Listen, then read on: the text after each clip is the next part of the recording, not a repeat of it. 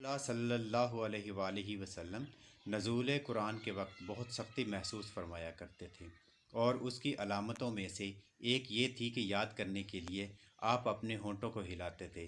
ابن عباس رضی اللہ عنہ نے کہا کہ میں اپنے ہونٹ ہلاتا ہوں جس طرح آپ ہلاتے تھے۔ سعید کہتے ہیں میں بھی اپنے ہونٹ ہلاتا ہوں جس طرح ابن عباس رضی اللہ تعالیٰ عنہ کو میں نے ہلاتے دیکھا، اور پھر انہوں نے اپنے ہونٹ ہلائے۔